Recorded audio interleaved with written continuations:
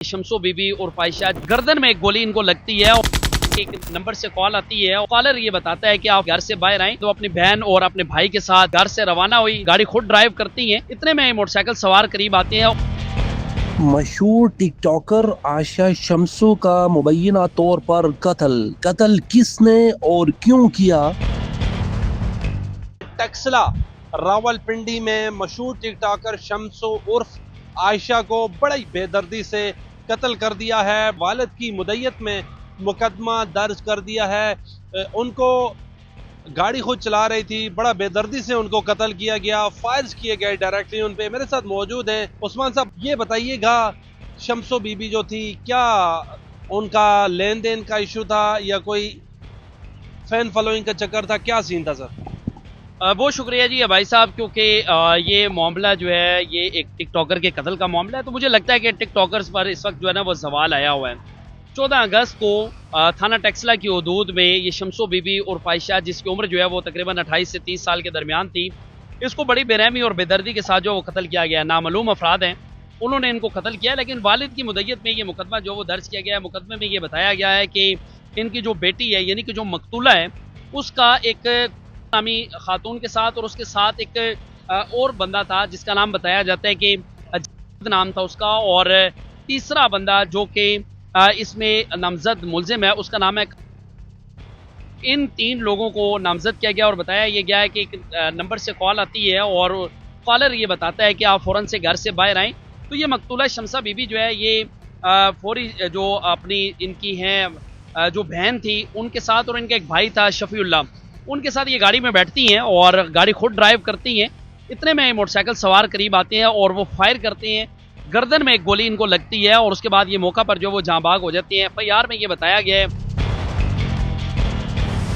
मुल्ज़मान अभी तक गिरफ्तार नहीं हुए। पुलिस से आज भी हमारी बात हुई तो उनका कहना है कि मुख्तलिफ जावियों से हम तहकीकात कर रहे हैं। मोबाइल फ़ोन का डाटा जो है वो हासिल कर लिया गया है। CCTV कैमराज जो हैं उनकी फुटेजेस हासिल कर ली गई हैं। ह्यूमन इंटेलिजेंस की मदद जो है वो हासिल की जा रही है। मुल्ज़मान जल्द जो है वो गिरफ्तार हो जाएंगे। लेकिन इसमें जो वजह अनाद है वो ये है कि मकतूला का मुल्ज़मान के साथ कोई रकम का लेन देन का तनाज़ा चल रहा था, जिस पर उनके वालिद ने यह मौक़िफ़ इख्तियार किया है कि मुल्ज़मान इससे पहले भी उनकी बेटी को जान से मारने की धमकियाँ दे चुके हैं। और बदकिस्मती के साथ 14 अगस्त को जब ये कॉल उनको मौसूल हुई, इस कॉल के मौसूल होने के बाद वो अपनी बहन और अपने भाई के साथ घर से रवाना हुई, जिस पर नामालूम मोटरसाइकिल सवारों ने इन पर फायरिंग की और इनकी ज़िंदगी का चिराग गुल हो गया। लेन देन का इशू था, कितना लेन देन का इशू था कुछ बताना पाए हैं उनके वालिद साहब? क्या पुलिस इन्वेस्टिगेशन में हुआ है? और मुल्जिमान 14 अगस्त को सिक्योरिटी बड़ी टाइट भी थी इस्लामाबाद में, हमने देखा। उस दिन मर्डर हो जाना, मुल्जिमान का भाग जाना बड़ा सवालिया निशान है। और रावलपिंडी की सारी इंतजामिया भी चेंज हुई है पुलिस की।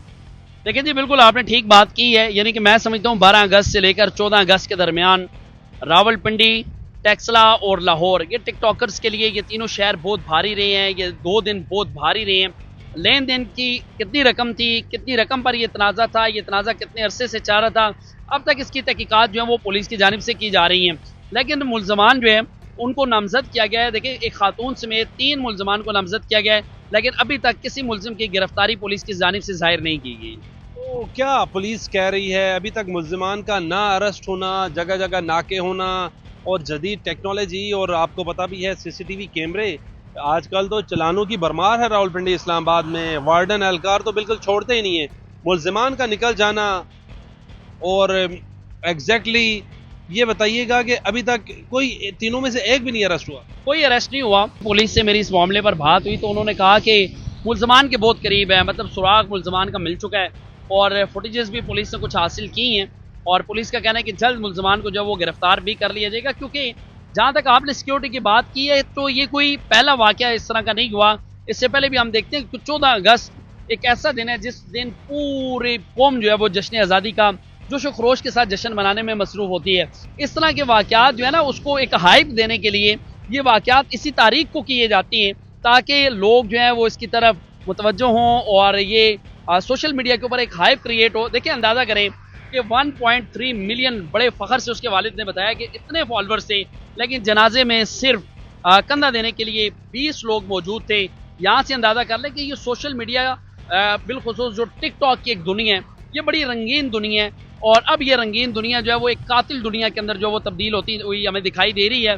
छोटे छोटे जो वजूहात हैं उनके ऊपर कत्ल होते दिखाई दे रही हैं, लेकिन जो हकाइक हैं वो ये हैं कि इसके ऊपर जो टिकटॉकर्स हैं उनके वालिदैन इस तरह के केसेस को परसू करते हुए हमें दिखाई नहीं दे रहे। लेकिन अब ये मुल्ज़मान की गिरफ्तारी पुलिस के लिए एक बड़ा चैलेंज भी है। तो रावलपिंडी पुलिस जिस तरह इस केस को लेके चल रही है, मुझे लग रहा है कि जल्द ये तीनों मुल्ज़मान पुलिस साहब एफआईआर जो मैंने पढ़ी तो वालिद साहब कह रहे हैं कि इस खातून ने शम्सो ने ये 3 लोग इसको धमकियां देते थे, लेन देन का तनाज़ा था और इसने पहले भी पुलिस को एक कंप्लेंट दे रखी थी, दरख्वास्त दे रखी थी, पुलिस ने उस पर कार्रवाई नहीं की जो बदकिस्मती से मर्डर तक जान पे मामला पहुंचा। देखिए, जिस दरख्वास्त की आप बात कर रहे हैं बिल्कुल इन्होंने वो दरख्वास्त दी थी, लेकिन पुलिस के मुताबिक इसी मकतूला के कहने पर क्योंकि वो कार्रवाई नहीं करवाना चाहती थी तो उस एप्लीकेशन को दाखिले दफ्तर करके उसे क्लोज कर दिया गया था। और अगर उस वक्त ही जो है वो कार्रवाई की जाती तो मुल्ज़मान जो है वो इस हद तक नहीं पहुंचते कि आप किसी की ज़िंदगी के चिराग गुल कर। लेकिन इस सारे मामले में मुझे ये लगा साहब कता कलामी माफ़ कीजिएगा, वो जो दरख्वास्त दी थी ये शम्सो उर्फ आयशा ने, जब वो जिंदा थी खुद उसमें कंप्लेनेंट बनी थी, यही मुल्ज़मान थे जिन्होंने मर्डर जो एफआईआर में नामजद है इन्हीं को ही नामजद किया था उन्होंने पहले भी दरख्वास्त में। देखिए, चूंकि जब उन्होंने वो एप्लीकेशन दी थी तो वो एप्लीकेशन रिकॉर्ड का हिस्सा नहीं बन सकी क्योंकि उसको क्लोज कर दिया गया था। उसमें यह बताया गया था कि नामालूम मुल्ज़मान की जानिब से उनको जो है ना वो धमकियां दी जा रही हैं। अब उन मुल्ज़मान को अगर आप इसमें फिट कर लें तो ये भी पुलिस कर सकती है।